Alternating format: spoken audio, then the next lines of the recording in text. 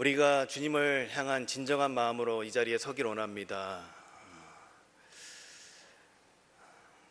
순전한 마음으로 주님께 서길 원합니다. 그 어떤 것 구하지 않고 살아계신 하나님께서 이 시간 우리 심령 가운데 주시고자 하는 말씀 잘 듣고 우리가 잘 받고 또 그것이 우리 삶 가운데 열매로 맺어질 수 있는 귀한 은혜가 우리 가운데 있을 수 있도록 하나님 함께하여 주시옵소서. 또한 주님 앞에 귀한 예물을 올려드립니다. 하나님 받아주시고 주님의 나라를 위해서 아름답게 쓰임받을 수 있는 귀한 예물을 드릴 수 있도록 하나님 붙드시고 역사하여 주시옵소서. 이 모든 것 우리 주님께 의탁드리오며 다시 오실 우리 주 예수 그리스도 이름으로 기도 올려드렸습니다. 아멘. 네, 사랑하는 여러분, 제가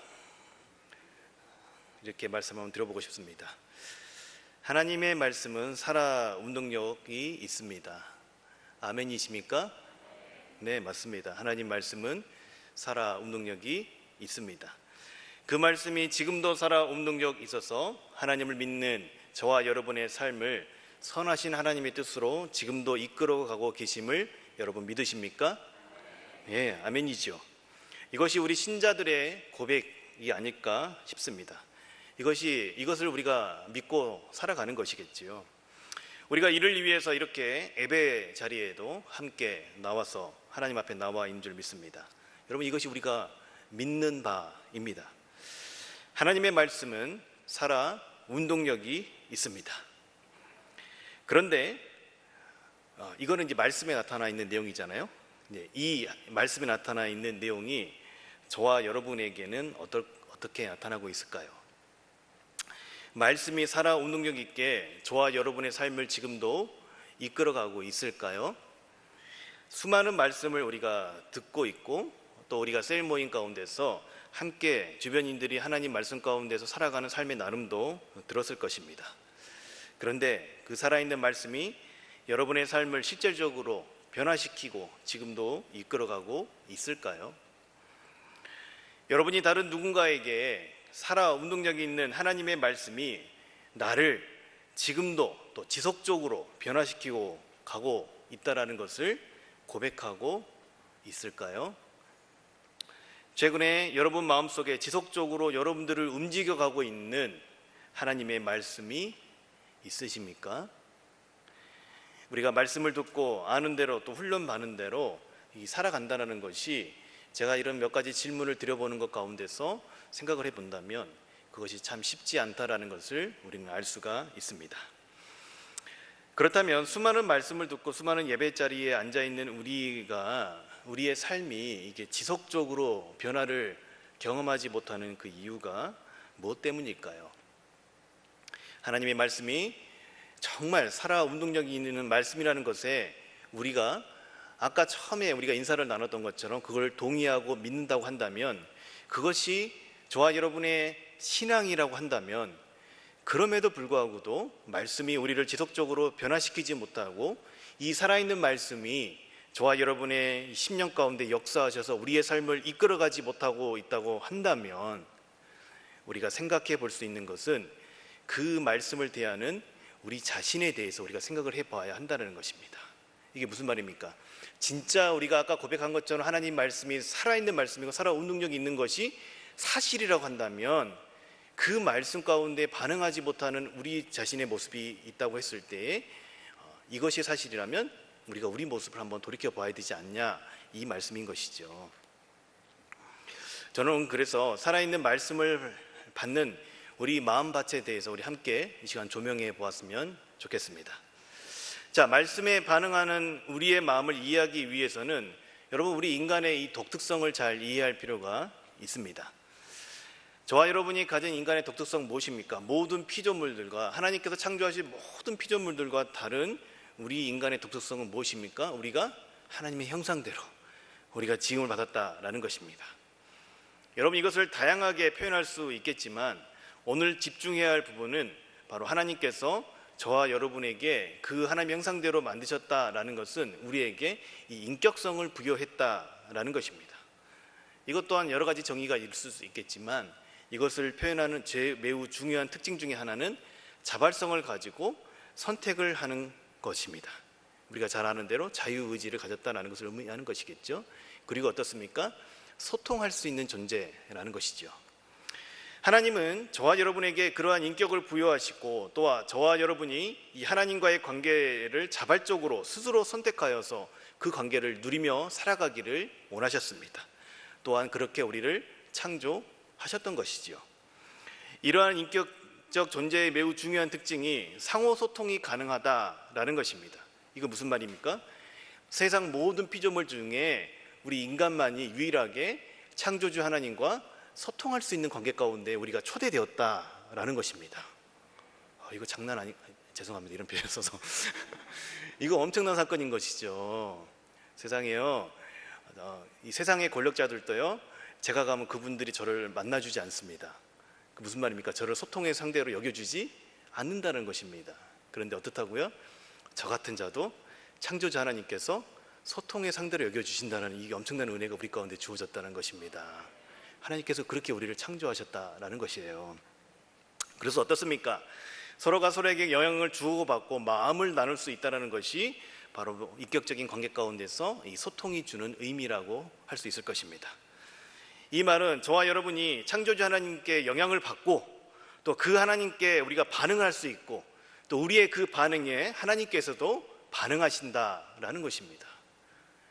그것이 우리가 가진 위치입니다. 우리에게 인격성을 부여하신 하나님께서는요, 우리와 끊임없이 소통하기를 원하십니다. 이 말은요, 다른 표현으로 말하면 하나님께서 끊임없이 우리와 교제하기를 원하신다라는 것이지요. 그 하나님께서 인간과의 소통의 방법으로 사용하시는 것이 무엇일까요? 바로 하나님의 말씀입니다. 아멘이십니까? 제가 다른 말을 할 걸 기대하셨습니까? 네, 말씀입니다. 창조자 하나님께서 인간과 소통하기로 선택하신 방법, 이것이 바로 하나님의 말씀입니다. 신의 영역에 계신 하나님이 성경을 통해서 소통한다는 것은요, 우리의 한계를 생각해 봤을 때 우리에게 매우 큰 축복입니다. 또 우리 삶에 일어나는 수많은 문제들에 대해서 이미 성경에서 말씀을 하셨습니다. 또한 하나님께서 자신이 어떤 뜻을 가지고 세상을 창조하시고 또 역사를 이끌어가고 계시고 또 궁극적으로 어떻게 마무리하실 것인가에 대해서 말씀하십니다. 무엇으로요? 이 성경을 통해서 하나님이 하나님을 드러내시고 그분의 뜻을 우리 가운데 보여주십니다. 그래서 우리는 성경을 통해서 하나님이 어떤 분이신지, 나를 향한, 온 세상을 향한 하나님의 그 뜻을 발견하게 되어지는 것이죠. 이것이 무엇입니까?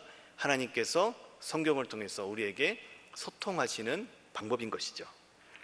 하나님의 말씀이 이렇게 설교라는 것을 통하여서 선포되어질 때, 하나님의 말씀을 개인적인 묵상을 할 때, 하나님의 말씀을 가지고 우리가 셀 모임에서 서로의 삶을 나누는 것을 통해서 하나님의 말씀으로 지어진 찬양의 가사를 들을 때에 우리가 익히 암송하고 듣고 알고 있었던 말씀이 나의 뇌리를 스칠 때에, 여러분, 이 모든 것이 바로 인격이신 하나님께서 인격을 가진 저와 여러분에게 소통하기 위해서 그 순간에 어떻게 하시는 거냐면요, 대화를 거시는 겁니다. 제가 여러분에게 대화를 거듯이 그렇게 말씀 가운데서 하나님이 선포되어질 때, 말씀이 전해질 때, 말씀 앞에 우리가 서 있을 때에 어떻게 하시는 거라고요? 하나님 우리와 소통하시고 싶으셔서, 교제하고 싶으셔서 대화를 거시는 거라고요. 그 대화 가운데서 우리는 무엇을 발견할 수가 있다고요? 하나님이 어떤 분이신지를 발견해 갈 수가 있다는 것입니다. 이것이 오늘 본문에 나타난 오늘 너희가 그의 음성을 듣거든 이라는 말씀이 바로 이런 의미가 아닐까 싶습니다. 자, 우리가 하나님의 말씀을 다양한 방법으로 접합니다. 이는 오늘이라는 지금 이 순간을 살아가게 하신 하나님께서 다양한 방법으로 자신의 음성을 저와 여러분에게 전해 주시는 것입니다. 때로는 인간이 그 말씀을 대언할지라도, 때로는 활짝 가운데 있는 이 성경 가운데 있는 말씀이라고, 성경책 안에 있는 말씀이라고 하더라도 그것이 살아있는 하나님의 말씀이라는 우리 마음의 자세가 필요함을 보여주고 있는 것이지요. 자, 그런데 이 소통이라는 것은 기본적으로 이 상호 교감이라는 것이 있어야 한다라고 제가 말씀을 드렸잖아요.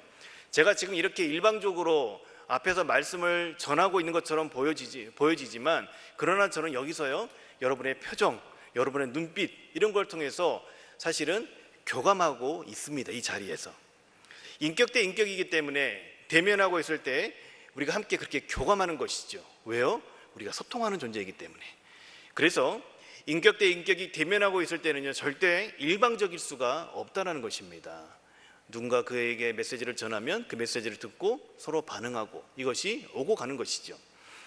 하나님께서는요, 그렇게 인격으로 창조하신 저와 여러분, 소통의 대상으로 창조하신 저와 여러분에게 다양한 방법으로 그렇게 하나님께서 하나님의 뜻을 보여주시고 그렇게 대화를 걸어오신다는 것이죠.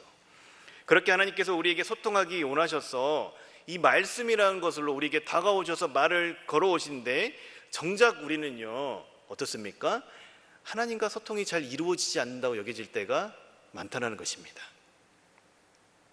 말씀을 들어도 잘 깨달아지지 않을 때가 있습니다. 때론 하나님이 내 상황과 멀리 계시는 것만 같습니다. 그러나 우리가 잊지 말아야 될 사실이 하나 있습니다. 그것은 하나님은 단 한 번도, 단 한시도 우리를 외면하지 않으신다라는 것입니다. 왜냐하면 성경에 나타난 하나님은요, 창조 이후로 단 한 번도 지금까지, 아니 앞으로도 영원토록 우리를 포기하거나 외면하지 않으신 분이시기 때문에 그런 것입니다. 어떻게 해요? 자신의 독생자를 십자가에 내어주시면서까지 저와 여러분을 향한 사랑의 모습을 보이신 분이 바로 저와 여러분이 믿고 있는 하나님이시기 때문에 그런 것입니다. 그렇게까지 하시면서 하나님이 하시고자 했던 것이 무엇입니까? 그것은 바로 저와 여러분과의 관계 회복 아니겠습니까? 그 깨어진 관계를 회복하고 저와 여러분과 어떻게 해요? 친밀한 그 교제 가운데서 소통하기를 원하시는 것이, 이것이 성경에 나타난 하나님이라고 저는 보여집니다. 여러분, 그 하나님이 보이지 않는 하나님이시기 때문에 때로는 그 하나님이 우리가 잘 느껴지지 않을 때도 있습니다. 그렇다고 해서 그가 멀리 계시는 것 같다고 해서, 외면하시는 것 같다고 해서 여러분, 그것이 사실이 아니라는 것입니다. 하나님이 여전히 저와 여러분에게 지대한 관심을 가지고 계시는 것이죠. 우리의 느낌과 감정은 요동치는 것이고, 우리의 느낌과 감정은 아침과 저녁이 다르고 날씨에 따라서도 달라지는 것입니다. 이렇게 변화무쌍하기 때문에 우리가 우리의 느낌과 감정을 신뢰할 수가 없는 것입니다. 성경에 나타난 하나님의 모습을 우리가 바라보며 신뢰하며 그분을 이해하며 그분을 바라보아야 하는 것입니다. 그 하나님은 우리를 어떻게 하신다고요? 외면하지 않으십니다. 여러분, 그러면 무엇이 문제입니까? 제가 초반에 말씀을 드렸던 것처럼 하나님과 우리가 소통하는 데 있어서 우리가 문제이겠죠. 그렇겠죠. 우리가 하나님과 소통하는 데 있어서 우리가 가진 장애물이 있다는 것입니다. 수많은 장애물이 있겠지만 오늘 우리 내면에 있는 핵심 장애물이 나타나 있는 것이 오늘 본문에는 이 완고한 마음이라고 저는 표현되어졌다고 보여집니다. 완고한 마음. 오늘 읽었던 성경에서 하나님의 말씀에 완고하게 반응한 사람들이 나타납니다. 이는요, 인간이 하나님을 떠난 뒤에 죄를 선택한 이래 지금까지 지속되어지는 우리 인간의 역사라고 해도 과언이 아닐 것입니다. 여러분, 심지어 택한 백성이라고 일컬음을 받았던 이 이스라엘 백성들마저도 어떻습니까? 하나님의 말씀 앞에 실존하시고 자신들과 함께 하셨던 그 하나님 앞에 완고한 모습을 보였던 것입니다. 결국 여러분, 이 완고한 마음이라는 것은 인격이신 하나님께서 소통하기 위해 우리에게 대화를 걸어오시는 것을 어떻게 하는 것입니까? 외면하는 것입니다. 우리에게 다가오시는 하나님을 어떻게 해요? 외면하는 것이, 여러분, 저는 이 완고한 마음이라고 보여집니다. 여러분, 완고한 마음이라는 것은 결국에는요, 하나님을 믿지 않는 악한 마음에 근거한다는 것을 우리가 보아야 하는 것이지요. 이것이 오늘 성경에 나타나 있는 메시지입니다. 하나님으로 안 된다는 생각에서 이 비롯된 것입니다. 오늘 말씀에 나타난 이 완고한 마음을 지닌 이들의 모습이 어떤 모습을 보였습니까? 하나님을 시험하여 보고 하나님의 일하심을 보고도 믿지 못했습니다. 여러분, 이들이 하나님을 시험했던 것이 어떤 것입니까? 하나님께서 이스라엘 백성들에게 광야에서 보였던 그 모습들이었던 것이죠. 매일 아침이면 하늘에서 만나가 내려 수고하지 않고도 먹을 수가 있었습니다. 광야의 뜨거운 햇살을 구름기둥과 밤에는 차가운 기운을 불기둥이 막아 주었습니다. 우리가 추정하는 인원을 봤을 때는 한 200만 명 정도 되는 엄청난 규모의 공동체를 어떻게 합니까? 하나님께서 먹이시고 입히시는 것을 직접 목격했던 이들입니다. 그랬던 이들이 창조주 하나님만이 하실 수 있는 창조의 행위를 보고도 그 완고한 마음 때문에 그 하나님을 향한 온전한 믿음을 올려드리지 못했다라는 것을 오늘 히브리서 기자가 이야기해주고 있는 것입니다. 그런데 그들이 하나님을 시험하고 하나님이 하신 일을 보고도 믿지 못했던 이유가 무엇인지 아십니까? 오늘 성경에는 그것을 미혹이라는 단어로 설명해 줍니다. 무엇에 미혹되었습니까? 그것은 자신들이 지금껏 종노릇하면서 살아왔던 애굽의 가치, 애굽에서 학습되어 왔던 것들, 애굽에서 자신들이 누리며 살았던 그 삶에 미혹되어 있었기 때문에 하나님을 온전히 바라보지 못했다라는 것입니다. 그들이 끝까지 애굽의 삶이 버리지 못했던 이유는 바로 하나님 백성으로서의 살아가는 그 삶, 그렇게 하나님께서 먹이시고 입히시고 자기 백성들이 인도하셨던 그거를 실제로 경험했던 그 삶보다 애굽에서의 삶이 더 크고 가치 있다고 여겼기 때문에 끝까지 하나님을 신뢰하지 못했던 것입니다. 즉 하나님을 의존하며 살아가기보다는 애굽이 제공하는 것들이 더 크게 보였다라는 것을 말하는 것입니다. 여러분, 이들이 결국 어떤 결과를 맞이했습니까? 미혹되어 끝까지 하나님을 반역했던 그들은 안식으로 상징되어지는, 하나님의 안식으로 상징되어지는 그 가나안 땅을 들어가지가 못했다는 것입니다. 자신들의 선택에 의해서. 여러분, 이 내용을 통해서 우리가 생각해 보아야 될 것이 무엇일까요? 그들이 하나님의 진노를 받게 된 이유가 무엇일까요?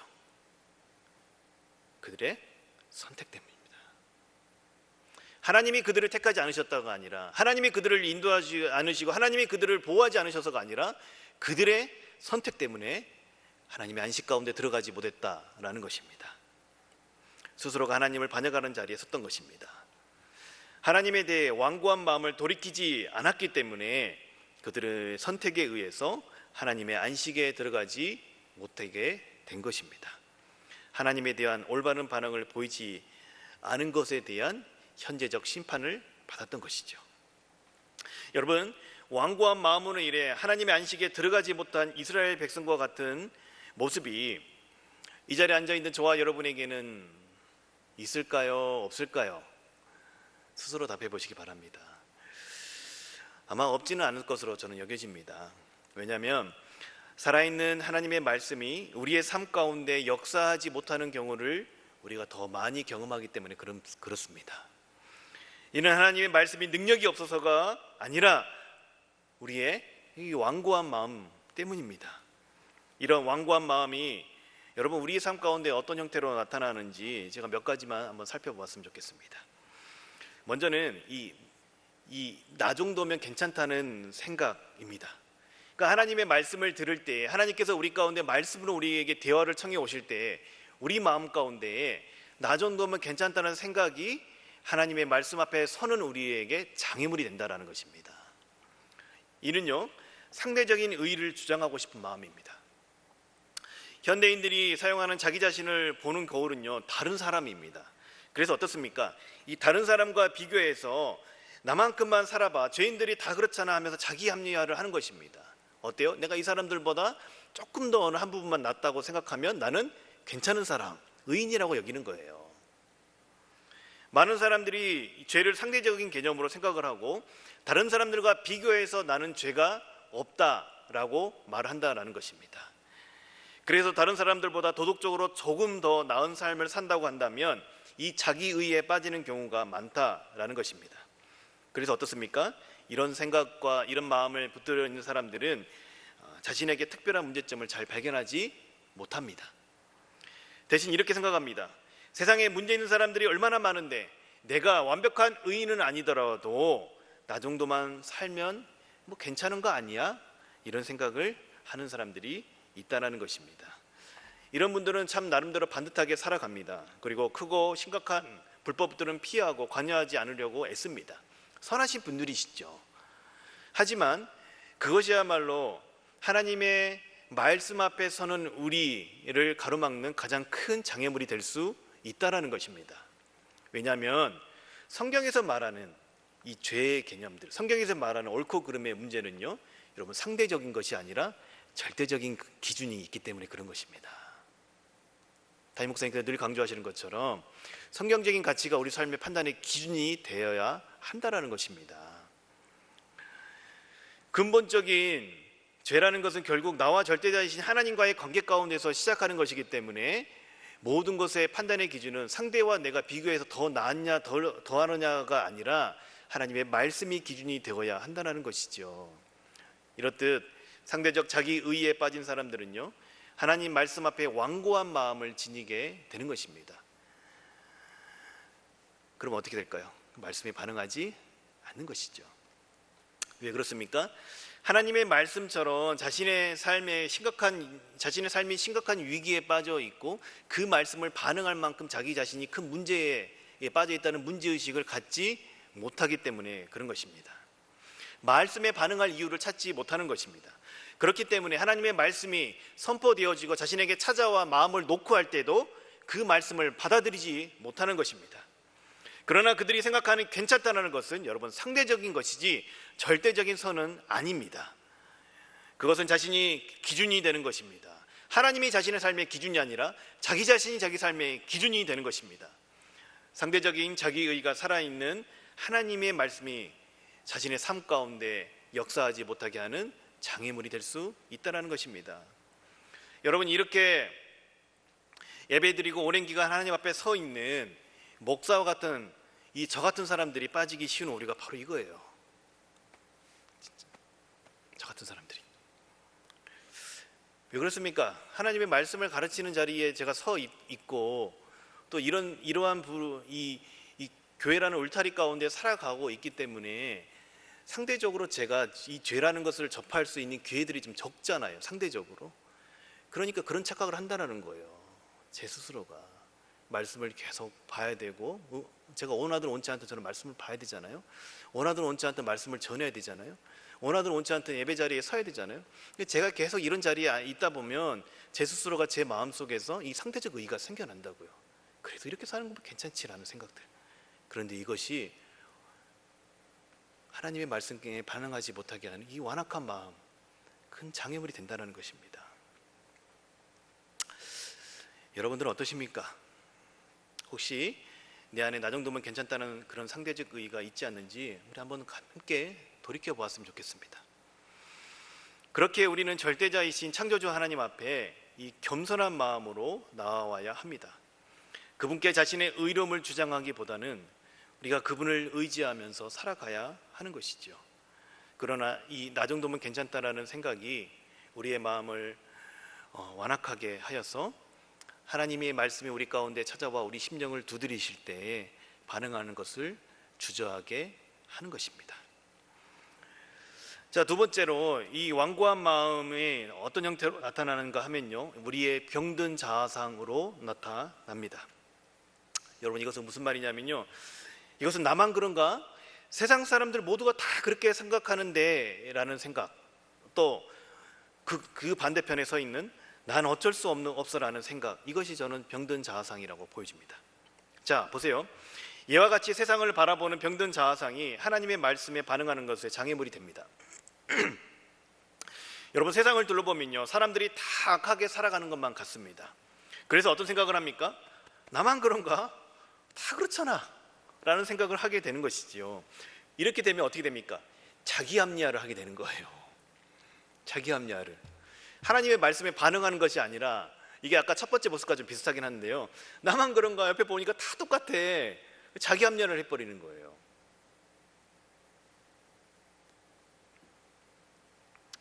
여러분, 이것이 교회 안에 들어오면 어떻게 됩니까? 나만 그런가? 이런 마음이 우리를 주저하게 만듭니다. 나만 늦나? 나만 진솔한 모습을 보이지 못하고 약간의 가면을 쓰고 교회 안에 살아가는가? 다 일정 부분 가식을 안고 살아가는데 하는 생각들이 교회 전체의 건강성을 하향평준화를 시켜버리는 겁니다. 또한 사람들은 원래 안 변해 등등 하나님 앞에 변화할 반응과 생각은 하지 않고 자신의 애자의 모습 그대로 인정하는 것이 우리가 말씀 앞에 반응하지 못하게 하는 완고한 마음이라는 것입니다. 자, 왜 오늘 아침에도 우리가 계속 그 광고 영상 보셨죠? 우리가 그 악법이라고 할 수 있는 것들을 계속해서 우리가 목소리를 내고 있냐고 하냐면요, 바로 이런 것들 때문에 그런 거예요. 이게 나중에는요 아무렇지도 않게 평준화가 돼버리는 거예요. 하나님의 말씀에 반하는 세상의 문화가 평준화가 돼버리게 되는 것입니다. 또한 이런 자기 합리화에 반대로 행동하는 경우가 있습니다. 어떤 것입니까? 난 어쩔 수 없어 라며 아예 가능성 없는 자기 스스로를 구제불능으로 생각하는 경우입니다. 이런저런 노력을 해보았지만 이렇게 저렇게 하나님께 말씀에 내가 반응하려고 살아보려고 애써봤지만 다 소용이 없어. 어차피 나는 안 돼 라는 생각인 것이죠. 여러분, 이런 부류의 사람들은요 나중에 시간이 지나면요 결국에는요 하나님 말씀대로 살아가고자 하는 것을 포기해버립니다. 그리고 스스로 자책을 합니다. 자신 안에 있는 그 죄의식을 계속해서 자극시키는 것이죠. 처음에는 그렇게 말씀 가운데 자극받고 반응하는 것이 하나님 앞에 자기 의로운 모습으로 여겨지고 그걸 고통스러워하는 것이 자기 스스로가 하나님 앞에 내가 잘 살고 있구나라는 생각을 하게 된다는 것입니다. 그러나 시간이 지나면서 지속적인 죄책으로 인해서 나는 어쩔 수 없다는 생각에 이르게 된다는 것이죠.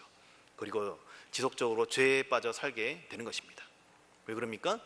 어차피 난 죄를 지을 수밖에 없다는 이 병든 자아상이 그를 하나님의 은혜의 보좌 앞에 나가기를 받기 때문에 그런 것입니다. 그래서 결국에는 죄에 머물러 있게 만드는 것이죠. 여러분, 이것 또한 이 시대에 우리 가운데 보여줄 수 있는 완고한 마음이라고 저는 보여집니다.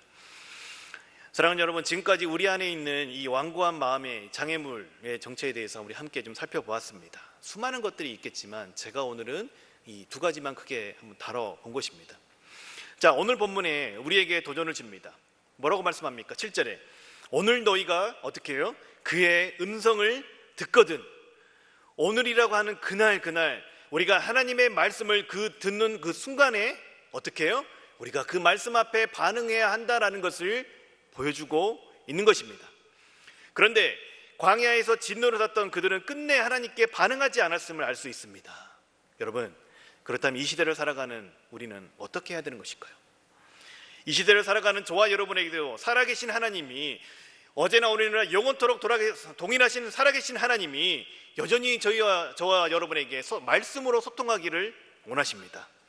이를 통해서 우리가 하나님께 보여야 할 반응은 하나님이 지금도 살아계신 존재라는 것에 대한 우리의 실제적인 믿음이 필요하다는 것입니다. 여러분, 이 사실을 믿으십니까? 하나님이 지금도 살아계신 존재라는 것에 대한 그 사실을 여러분 믿으십니까? 여러분, 역사 가운데 우뚝 서 계시는 살아계신 하나님의 존재에 대한 믿음이 저와 여러분에게 필요하다라는 것입니다. 여전히 살아계세요. 민자들 심령 안에서. 하나님은 여러분에게 어떤 대상입니까? 여러분은 하나님을 어떻게 인식하고 계십니까? 지금도 살아 역사하시는 참된 창조주로 여러분 받아들이고 계십니까?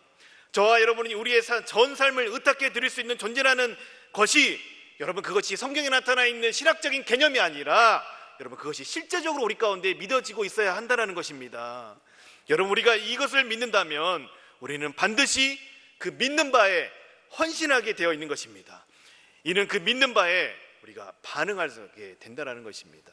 이것을 우리가 믿는다면 살아계신 하나님 앞에 우리가 인격적인 반응을 올려 드려야 한다는 것이지요. 여러분, 이 하나님께서 우리에게 주시고자 하는 것은 다른 것이 아닙니다. 참된 안식입니다. 하나님의 안식을 저와 여러분에게 주기를 원하십니다. 여러분, 시험만 앞두고 있어도 불안한 가운데 덜덜 떠는 것이 우리 인생이에요. 인생에 중요하다고 여겨지는 문제 앞에 벌벌 떠는 존재가 바로 우리 인생이에요. 제가 이제 내일 모레 백신을 맞으러 가거든요. 떨려요. 그 우리의 인생이에요. 어찌 될지 모르니까. 내 영역 밖에 있는 일임에도 불구하고도, 내가 통제할 수 없는 상황임에도 불구하고도 떨린다고요. 이게 인생이에요. 우린 그런 존재잖아요.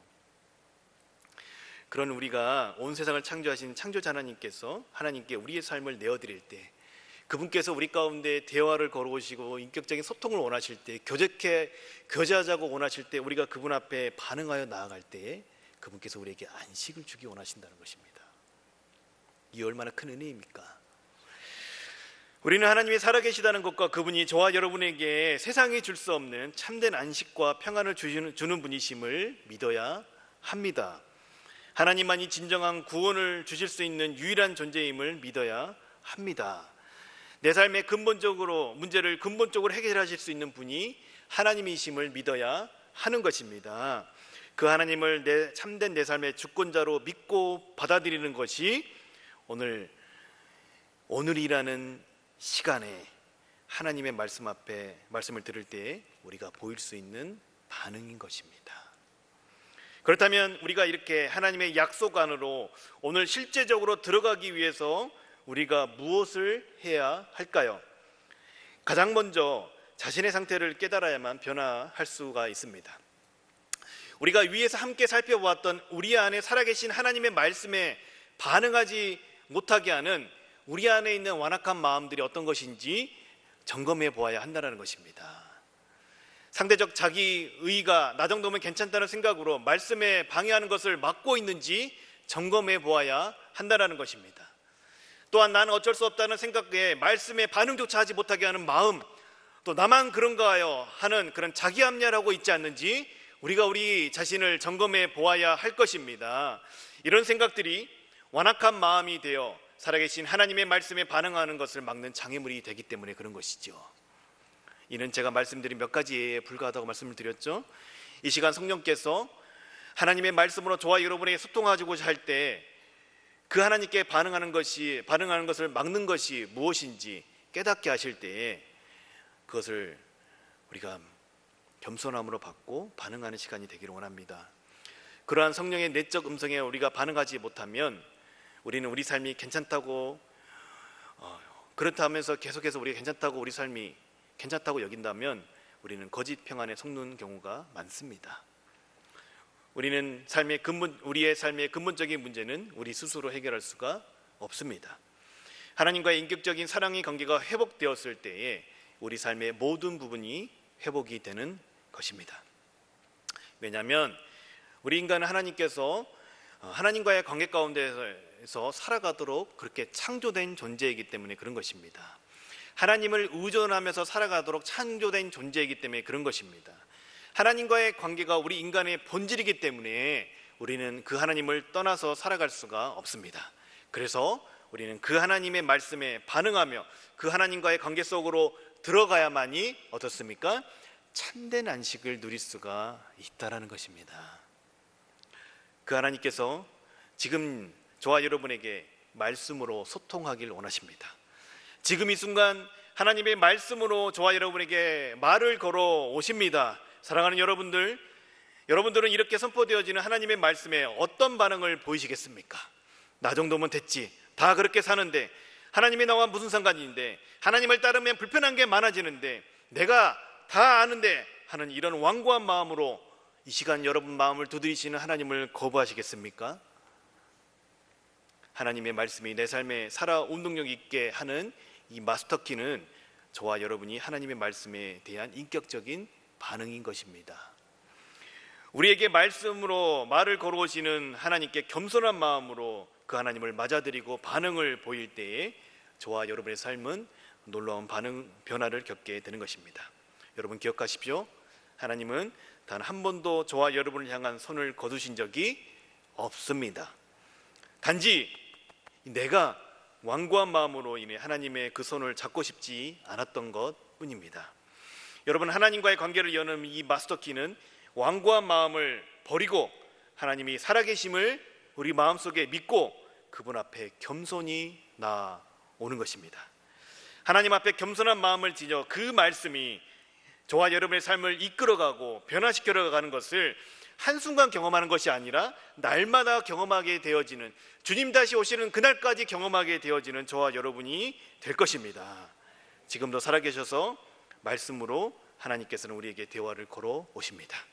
오늘 본문 7절 말씀과 같이 오늘 너희가 그의 음성을 듣거든, 오늘 너희가 그의 음성을 듣거든, 그 하나님의 대화에 겸손한 마음으로 반응하시는 저와 여러분이 되기를 축복합니다. 바로 지금이 그 하나님께 반응할 때입니다. 여러분, 그렇게 반응할 때에 하나님의 말씀은 저와 여러분의 심령 가운데에 살아 운동력 있는 하나님의 말씀이 되는 것입니다. 여러분, 이 사실 믿으십니까? 이 시간 우리 잠시 기도했으면 좋겠습니다. 이 시간 우리가 목소리를 내지 않고요, 우리 반주해 주실 때 이 시간 우리 잠잠하게 한 1분 정도만 하나님 앞에 내 마음 가운데 성령께서 하시는 말씀을 좀 들으시고 그 주님 앞에 네 주님 그렇게 주님의 초대에 응하겠습니다 라는 마음으로 잠잠하게 우리 주님 앞에 우리의 마음을 올려드리겠습니다. 함께 기도하시겠습니다.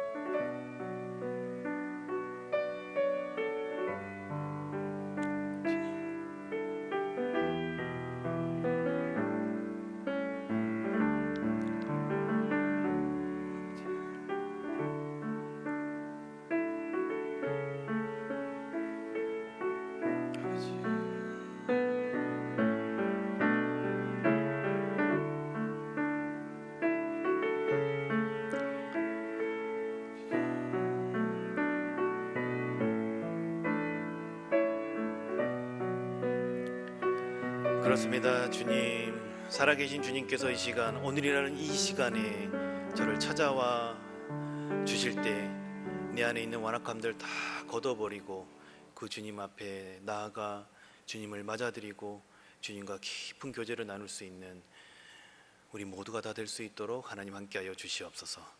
이 모든 것 주님께 부탁드리오며 다시 오실 우리 주 예수 그리스도 이름으로 기도 올려드렸습니다. 아멘.